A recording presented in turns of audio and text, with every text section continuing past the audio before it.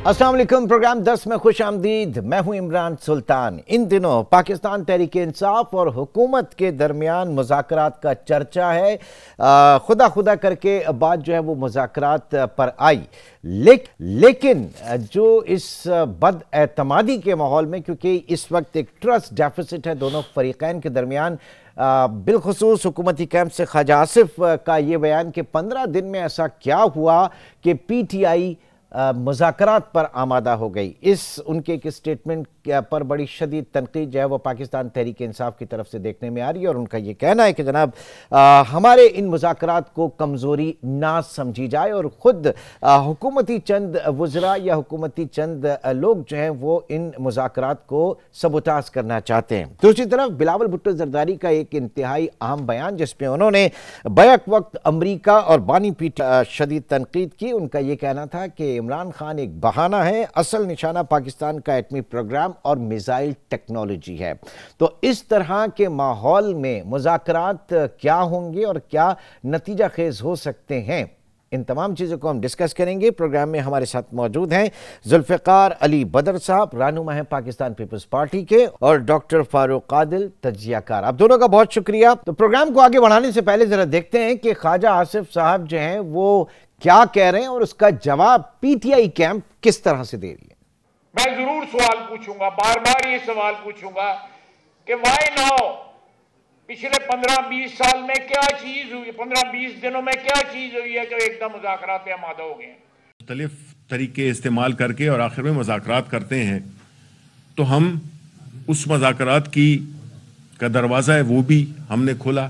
जो मुज़ाकरात हो रहे हैं पैरेलली, उसमें इस किस्म का तासुर हम बिल्कुल रद्द करना चाहते हैं कि ये कोई ऐसी नेगोशिएशन हो रही है जिसमें कि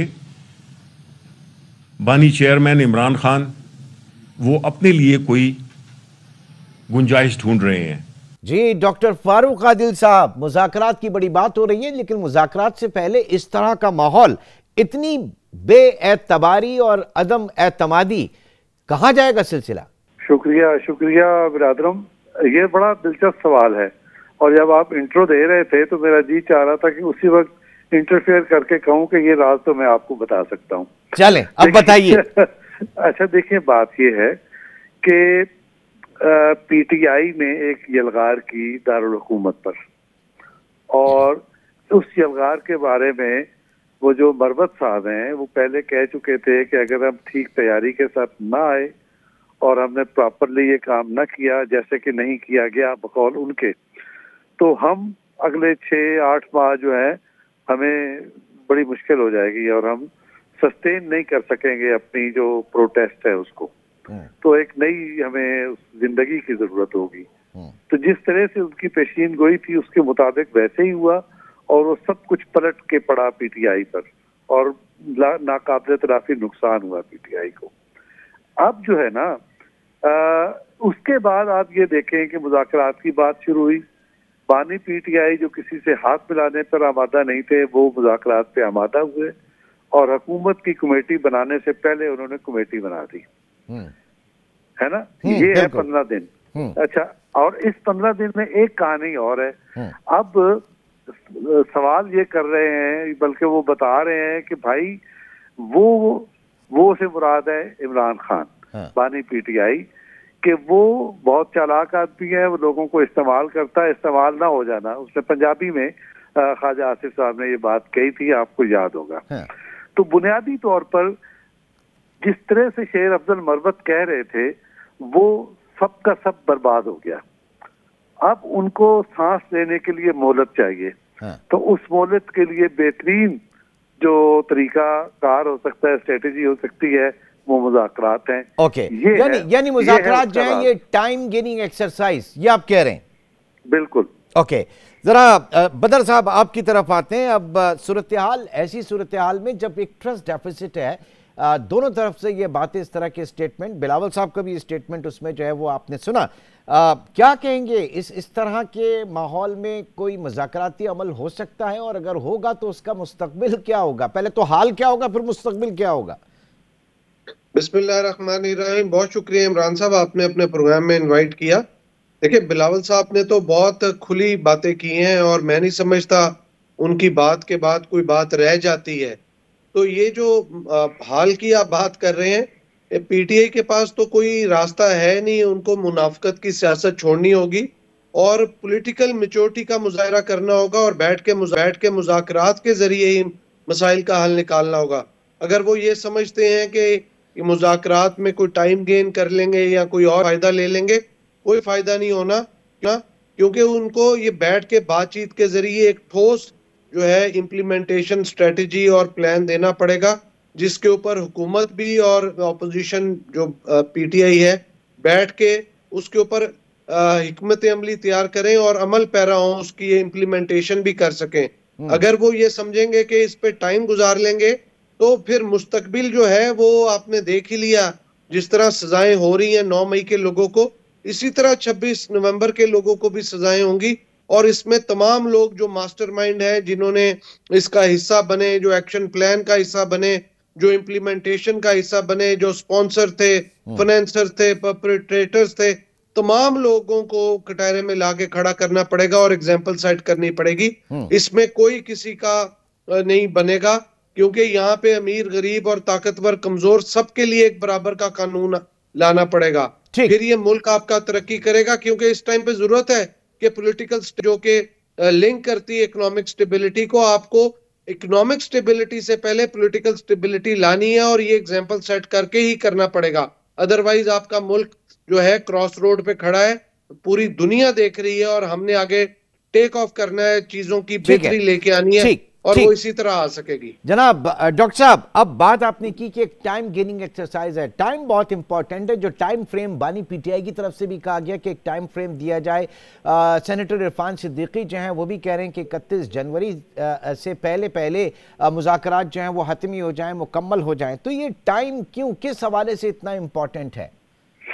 अच्छा, ये टाइम दोनों के लिए बहुत इंपॉर्टेंट है, लेकिन उससे पहले एक चीज और इम्पोर्टेंट है। वो क्या है? देखिए, बानी पीटीआई के एक स्टेटमेंट पर खुशी का इजहार किया जा रहा है कि जिंदगी में पहली बार उन्होंने कोई पॉजिटिव बात कही और उन्होंने कहा कि हुकूमत ने मईशत को मजबूत कर दिया है। याद है ना आपको ये स्टेटमेंट? वो कहा था कि डिफॉल्ट होने के खतरे से बचा लिया। जी, बचा लिया। ये क्या स्टेटमेंट है? ये स्टेटमेंट, ये तो आपको पता है कि पीटीआई की तरफ से ये खत लिखे जाते रहे, रोकने की कोशिश की जाती रही कि पाकिस्तान को कोई सपोर्ट ना करे, IMF ना करे, पाकिस्तान के दोस्त मुल्क ना करे। वो पूरी हिस्ट्री है, उसको दोहराने की जरूरत नहीं है। तो वो सारी कोशिश के बावजूद अगर हुकूमत ये कर गई है तो ये स्टेटमेंट हुकूमत को खुश करने के लिए नहीं दिया गया। ये स्टेटमेंट अपने कारकुन को और उन लोगों को जिनको ये असाइन किया गया था कि तुमने प्रोटेस्ट करके हुकूमत को सांस लेने का मौका नहीं देना, उनको ये बताया जा रहा है कि नालायको, तुम नाकाम हो गए हो और मैं टाइम गेन कर रहा हूं और तैयारी करो आइंदा के लिए। इसका एक मतलब तो ये है। और दूसरा इसका मतलब ये है कि देखिए, अमेरिका में जो तब्दीली आ रही है, दोनों फरीक चाहते हैं उससे पहले अपने हक पे कुछ स्पेस पैदा कर लें, तो वो टाइम इसलिए ज्यादा इंपॉर्टेंट है। ठीक, बदर साहब, अब ये अमेरिका में जो तब्दीली आ रही है, ये इलेक्शन के ज़माने में भी बहुत इसके ऊपर बात हुई थी जब अमेरिकी इलेक्शन हुए थे, फिर कुछ यहाँ पर पाकिस्तान में भी, और फिर ये मुज़ाकरात का जो अमल जिस तरीके से चला तब भी ये बात की जा रही थी। लेकिन फिर उसके बाद जो फौजी अदालतों से सज़ाएं जिस तरीके से आई और फिर DG ISPR की जो प्रेस कॉन्फ्रेंस थी वो बिल्कुल मुख्तलिफ थी। ज़ाहिर है कि एक कमिटमेंट टूवर्ड्स इदारे की, और 9 मई के हवाले से जो सज़ाएं हैं वो उनका जो एक नैरेटिव है वो उससे बिल्कुल एक कदम भी पीछे नहीं हटे। तो ये किस तरह देखा जा रहा है फिर इन हालात में अमरीकी तब्दीली को और इस पूरे मामले को? देखिए, मैं तो समझता हूं कि ये जो DG ISPR की ब्रीफिंग थी, प्रेस कॉन्फ्रेंस थी और सजाओं को देना, ये एक स्टेट पॉलिसी का हिस्सा है और स्टेट इंस्टीट्यूशन ने जो डिसीजन लिया था कि 9 मई के वाकयात पे कोई कॉम्प्रोमाइज नहीं होगा, उन्होंने इसके ऊपर शो किया कि कॉम्प्रोमाइज नहीं करेंगे और उन्होंने किसी भी फॉरेन जो इन्फ्लुएंस है उसको रद्द कर दिया है और यहाँ पे जो अपना पॉलिसी थी, स्टेट पॉलिसी, स्टेट इंस्टीट्यूशन की पॉलिसी, उसी की इम्प्लीमेंटेशन के ऊपर काम किया है। बिकॉज पाकिस्तान के अंदर 9 मई का वाकया ये दुनिया के लिए बहुत अचंभे की जरूरत थी। सूरत थी, क्योंकि जो काम दुनिया के पाकिस्तान के दुश्मन नहीं कर सके वो पाकिस्तान के अंदर से एक सियासी जो है दहशतगर्दों ने ये मामला करके एक मैसेज दे दिया कि आपको बाहर से कुछ करने की जरूरत नहीं, हम यहाँ पे बैठे हैं। तो उनको इस कैफरे किरदार तक पहुंचाना मैं समझता हूँ पाकिस्तान के अंदर स्टेट इंस्टीट्यूशंस की जरूरत बन गया था, और उन्होंने इसके ऊपर काम शुरू कर दिया और इसको हतमी इंजाम तक पहुंचाएंगे। और उन्होंने ये भी चीज रद्द कर दी है कि कोई फॉरेन इन्फ्लुएंस पाकिस्तान के अंदर अपने पाकिस्तान के स्टेट इंस्टीट्यूशंस के डिसीजन मेकिंग को चेंज कर सकता है। ये चीज भी उन्होंने खत्म और इसके ऊपर सजाएं दे के मैं समझता हूँ एक मिसाल कायम की है। और आगे ये मजीद जो है जो लोग इस सारे वाक़े के अंदर मुलव्वस थे उनको मजीद भी जो है एग्जाम्पल उनकी सेट की जाएगी, ताकि पाकिस्तान के अंदर आइंदा जो कभी भी कोई किसी भी पॉलिटिकल या किसी भी ऐसी फोर्स की जानिब से कभी ऐसा इकदाम ना किया जाए कि फौजी या सरकारी तंसीबात पे हमला किया जा सके। डॉक्टर फारूक आदिल साहब, थोड़ा सा आगे बढ़ते हैं और आज की जो लेटेस्ट डेवलपमेंट है, मौलाना फजलुर रहमान हुकूमत से मुज़ाकरात मनवाने में कामयाब हो गए। अब मदारिस की रजिस्ट्रेशन का बिल कानून बन गया है, सदर ने दस्तखत कर दिए। बावजूद इसके कि इसके ऊपर बड़ी बात की जा रही थी कि जनाब फैटफ की तरफ से, यूरोपीय यूनियन की तरफ से बहुत इसमें मसाइल जो हैं वो दरपेश हो सकते हैं। तो इस मामले को किस तरह से देखेंगे? और फिर अब जो एक कैफियत हो गई थी कि मौलाना साहब जो हैं वो शायद आगे पीछे ना हो जाएं या हुकूमत जो है वो कमज़ोर ना हो जाए, तो एक मजबूत है, मुस्तहकम हो गई है यहाँ पे हुकूमत की पोजीशन। देखें जी, मौलाना फजलुर रहमान को सिस्टम से शिकायत हैं, इसमें कोई दूसरी राय नहीं है। लेकिन उन अगर शिकायत का एनालिसिस करें तो उन शिकायत का रुख ज्यादातर पीटीआई की तरफ है। लेकिन चूंकि उन्होंने ऑपोजिशन को ऑप्ट किया तो एक बहरहाल उनसे सलाम दुआ करना उनकी मजबूरी थी, जरूरी भी होता है। और मौलाना फजलुर रहमान को पीटीआई तो है नहीं कि किसी से हाथ ना मिलाए, तो उन्होंने हाथ भी मिलाया, अपना किरदार भी अदा किया। लेकिन ये बात लिख के रख लेनी चाहिए हर सियासी कारकुन को भी और हर जर्नलिस्ट को भी कि मौलाना फजलुर रहमान जमहूरी अमल को नुकसान पहुंचाने के किसी उसका हिस्सा नहीं बनेंगे। इस तरह की जो मामलात है, जैसे मदरसा बिल है, जो रजिस्ट्रेशन के मामलात हैं, ये हिकअप्स आते रहते हैं सिस्टम में और वो उससे गुजर जाते हैं जैसे आसानी से हम गुजर गए। ठीक, बदर साहब आप क्या कहेंगे इस पर्टिकुलर उसमें, क्योंकि अब आपको हुकूमत की पोजीशन मुस्तहकम लग रही है। और फिर ये जो बात की जा रही थी फैटफ के हवाले से, क्योंकि उसकी ग्रे लिस्ट एक बहुत बड़ा मसला बन गई थी पाकिस्तान के लिए और अल्लाह अल्लाह करके हालात बेहतर हुए हैं, तो क्या वो तमाम जो इश्यूज थे उनको रिजॉल्व कर लिया गया या एक पॉलिटिकल गिमिक आप उसको कह सकते हैं कि उस वक्त एक था? मैं समझता हूँ जब ये मदरसा बिल का ड्राफ्ट ही तैयार किया है, तमाम चीजों को मद्देनजर रख के किया गया। उसके अंदर कोई हो सकता है ऐसी एम्बिग्विटी या कोई चीज हो, उसको बाद में ठीक कर लिया गया हो और आज प्रेसिडेंट ने जो है उसको साइन भी कर दिया है। तो वो जो भी उसके अंदर एम्बिग्विटी थी वो दूर कर दी गई, क्योंकि अगर FATF का या किसी और चीज का कोई मामला होता फिर इसमें मसाइल ज्यादा बढ़ जाने थे, क्योंकि हुकूमत कोई भी ऐसा इकदाम नहीं कर सकती जिससे पाकिस्तान जो है ग्रे लिस्ट से निकल के ब्लैक लिस्ट से निकल के ग्रे लिस्ट में आया हुआ है और चीजें स्मूथ रनिंग में आई है। तो मैं नहीं समझता एज ए स्टेट हम किसी भी ऐसी पोजीशन में हो कि हम रिस्क ले सकें। तो ये जो भी इकदाम हुआ है अच्छा हुआ है और अच्छा है। और ये जो आने वाला टाइम है, मैं समझता हूँ ये जो निज़ाम है, ये जमहूरियत है, पार्लिमानी निज़ाम है, ये हुकूमत मुस्तहकम और बेहतरी की तरफ जाएगी। और हुकूमत के अंदर जो लोग बैठे हैं उनको चाहिए कि तमाम पॉलिटिकल स्टेक होल्डर्स और जिन लोगों की वोटों से ये हुकूमत बनी है उनके साथ मुशावरत करके डिसीजन मेकिंग करें। डॉक्टर फारूक आदिल जो इस वक्त बात कर रहे हैं, जुल्फ़िकार बदर साहब कह रहे हैं कि हुकूमत जो है वो मुस्तहकम भी है और एक कंसेंसस के साथ आगे भी चलना चाहिए, लेकिन इस वक्त सबसे ज़्यादा शिकायत जो है वो बिलावल भुट्टो जरदारी को हुकूमत से नज़र आ रही है। परसों जो मोहतरमा की शहादत पर उनकी जो डेथ एनिवर्सरी थी वहाँ पर भी खिताब में वो हुकूमत पर खूब गरजे बरसे। तो ये किस तरह की पॉलिटिक्स इस वक्त पीपल्स पार्टी के कैंप से नजर आ रही है? भाई इमरान सुल्तान साहब, जब आप सियासी एक जमात को लीड कर रहे होते हैं तो आपको अपने वोटर को, अपने हल्का इंतखाब को मुतमईन करना होता है। ये जरूरी होता है। तो ये जरूर है, उन्होंने ये काम किया। लेकिन अगर बिलावल भुट्टो जरदारी ने ये कह दिया कि इमरान खान तो एक बहाना है, असल निशाना तो पाकिस्तान का एटमी और मिसाइल प्रोग्राम है, तो ये क्या किया उन्होंने रियासत के साथ खड़े हो गए, मुल्क के साथ और हुकूमत के साथ खड़े हो गए।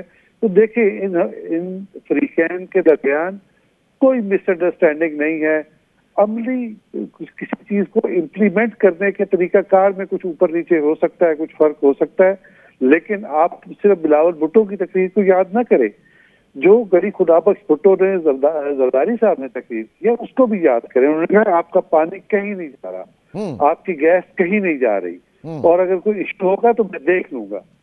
इसके बाद बाकी बातें यूं समझिए कि अपने हल्का इंतखाब को मुतमईन करने की है। इस चीज का कोई हुकूमत के ये जो फ्रीकैन है दोनों, ये जो एलाइज हैं, इनके दरमियान मुकम्मल अंडरस्टैंडिंग है। मुझे इसमें कोई ठीक है, यानी मामूली खटपट जो है वो चलती रहेगी, अपने जरूरी होती है अपने वोटर्स को खुद खुश करने के लिए, और इस तरह के लिए जरूरी होती है। जो जलसा होता है उसको बड़ा वार्म अप करने के लिए, ठीक है। लेकिन जो एक मुश्तरका हिकमत अमली है पाकिस्तान तहरीक इंसाफ के खिलाफ इस वक्त जो नजर आ रही है, शायद वो भी इसी तरीके से आगे जारी रहे। बहुत बहुत शुक्रिया। हमारे साथ मौजूद थे जुल्फ़िकार अली बदर साहब और डॉक्टर फारूक आदिल, अब तक की जो सियासी सूरत हाल उस पर अपना तजिया पेश कर रहे थे। नाज़रीन, एक छोटा सा ब्रेक, और ब्रेक के बाद कुछ बात करेंगे वुमेन एम्पावरमेंट, ख़वातीन को बाइख्तियार बनाने के दावों की। एक छोटे से ब्रेक के बाद दोबारा मिलते हैं।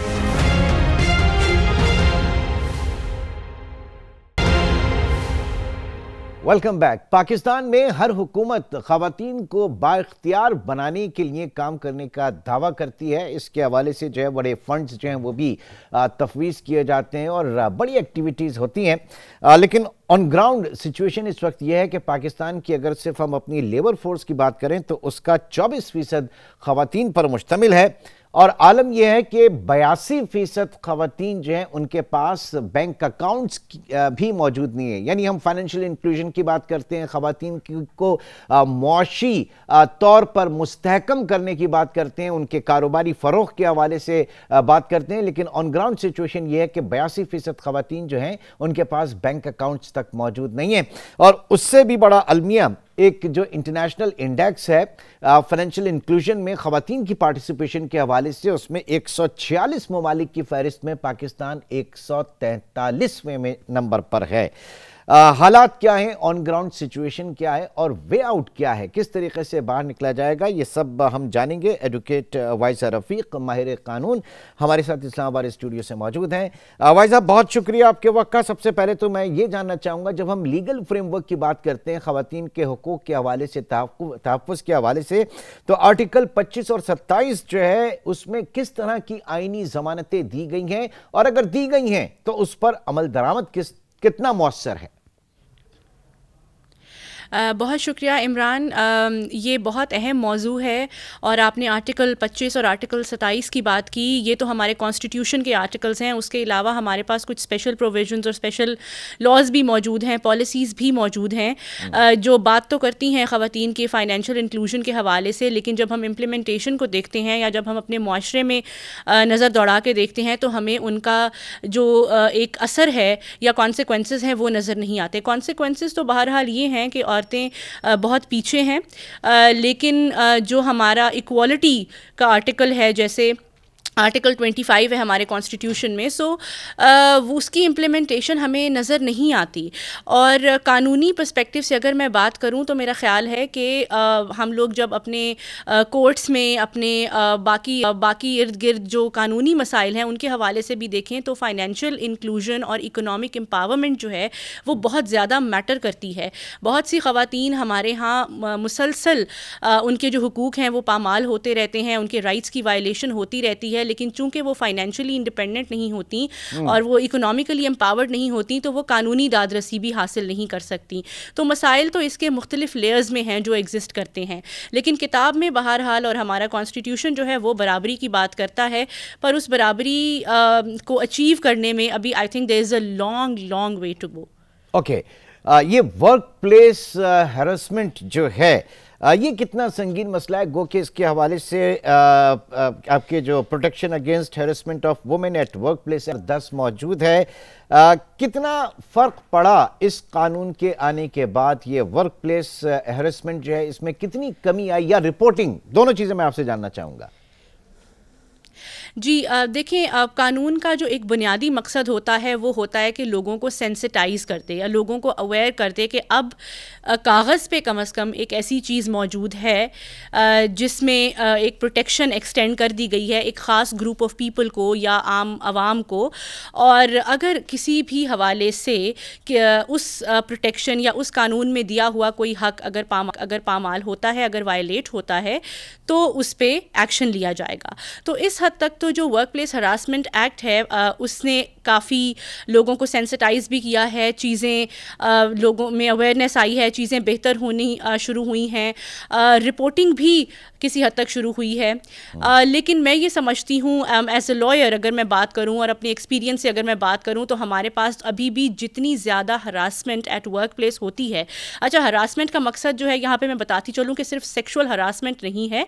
यहाँ पे अगर आप किसी को कोई बुरा जुमला कह देते हैं, अगर मर्द और ख़ातून की पे के अंदर गैप है, अगर किसी किस्म की और ऐसे कमेंट्स या काम करने का जो माहौल है उसको मुश्किल या इनटॉलरेबल बनाया जा रहा है, तो ये तमाम चीज़ें जो हैं जो कि सेक्सुअल नेचर की नहीं हैं, सेक्सुअल एडवांसेस नहीं हैं, लेकिन वो फिर भी हरासमेंट में शुमार तो बहुत ज़्यादा वर्क प्लेस हरासमेंट है, लेकिन उसकी उतनी ज़्यादा रिपोर्टिंग नहीं है। अभी मैं आपको अपने रीसेंट एक्सपीरियंस से मैं बताती चलूँ कि बहुत पुरानी बात नहीं है कि जिसमें हम जो है वो एक प्रोजेक्ट में काम कर रहे थे और उसमें हमने कुछ जो महकमे हैं इस्लामाबाद में ही हमने कोशिश की कि हम जान सकें कि वहाँ पे हरासमेंट के कितने केसेस रिपोर्ट हुए हैं। तो आप यकीन कीजिए कि हमारे पास नील की रिपोर्ट आई। और मैं नहीं समझती कि हम कोई इतनी आइडियल सोसाइटी हैं कि यहाँ पे हरासमेंट हो ही नहीं रही, क्योंकि हमें पता है, specially being a female and being a lawyer, I know that there are cases. So अभी इतनी ज़्यादा रिपोर्टिंग नहीं है। ये जो सिर्फ तहफ़्फ़ुज़ ख़वातीन को फराहम करता है वर्क प्लेस हैरेसमेंट में, या मेल स्टाफ को भी, मर्दों को भी, स्पेशली उन जगहों पे जहां पे ख़वातीन जो हैं वो एडमिनिस्ट्रेटिव पोजीशंस में हैं? जी ये बहुत अहम सवाल है। और ये जो कानून है पहले ये सिर्फ ख़वातीन की हद तक था, लेकिन अब इसमें अमेंडमेंट आ चुकी है और अमेंडमेंट के बाद जो तहफ़्फ़ुज़ हरासमेंट एट वर्क प्लेस पे प्रोवाइड किया गया है उसके लिए पर्सन का लफ्ज़ इस्तेमाल किया गया है, ना कि वुमन का, विच मीन्स कि कोई मर्द या इवन कोई ख्वाजा सरा शख्स जो है वो भी इस कानून के तहत प्रोटेक्टेड हैं। और अगर हरासमेंट होती है वर्क प्लेस पे तो उसमें तमाम शहरियों को बराबर के हुकूक हासिल हैं। लेकिन एक और अहम चीज़ जिसको मैं यहाँ पे ज़रूर हाईलाइट करना चाहती हूँ वो ये है कि हम लोग जब ट्रेनिंग्स भी करते हैं या हम अवेयरनेस के लिए मुख्तलिफ जगहों पे जाते हैं और इस कानून के बारे में बताने की कोशिश करते हैं, तो ज़्यादातर जो हमारे मेल कॉलीग्स हैं, with due respect and no offence to our male colleagues, ज़्यादातर जो हैं वो इस कानून को इस हवाले से भी समझते हैं, इस पर तनकीद भी करते हैं कि इसमें तो फेक दरख्वास्तें भी आ सकती हैं और इसमें तो मैनिपुलेशन के और इसको गलत इस्तेमाल करने के भी चांसेस बहुत हैं, और ख़वातीन जो हैं हमारे ख़िलाफ़ गलत केसेस जो है इस पे इस कानून को इस्तेमाल करते हुए दायर करने की कोशिश करती हैं। जिस पे मेरा जवाब बहरहाल ये होता है कि पाकिस्तान में कौन सा कानून है जिसके अंदर गलत इस्तेमाल होने का मार्जिन नहीं है। तो मेरा ख्याल है हमें थोड़ी सी सोच भी बदलने की ज़रूरत है कि एज अ सोसाइटी भी जब खातून की प्रोटेक्शन के लिए स्टेट कोई एक्शन लेती है तो हम लोग बड़ी आसानी से उसको एक्सेप्ट नहीं करते, बल्कि हम उसमें मुख्तलिफ लेंसेज से क्रिटिसिज्म ज़्यादा करते हैं बजाय इसके कि हम उस प्रोटेक्शन को इंश्योर करें और इम्प्लीमेंट करें। और यही वजह है कि ख़वातीन के जो प्रोटेक्शन के कवानीन हैं वो इम्प्लीमेंट नहीं हो पाते, क्योंकि करने तो फिर इस माशरे नहीं है ना। बिल्कुल, मैं इसी पे बात करना चाह रहा था। हम बात कर रहे थे इस वक्त वर्क प्लेस हैरेसमेंट की, लेकिन सबसे पहले जो कल्चरल बैरियर्स हैं, जो सकाफती रुकावटें हैं, जो उसके घर से, उसके मोहल्ले से, मुआशरे से, और फिर आगे चल के अगर घर की बात करें तो फिर जो विद इन द फैमिली विरासत के हुकूक है वहां पर किस तरह की पामाली होती है, ये सब जानेंगे। वाइसा रफीक इस वक्त हमारे साथ मौजूद हैं। एक छोटे से ब्रेक के बाद दोबारा मिलते हैं।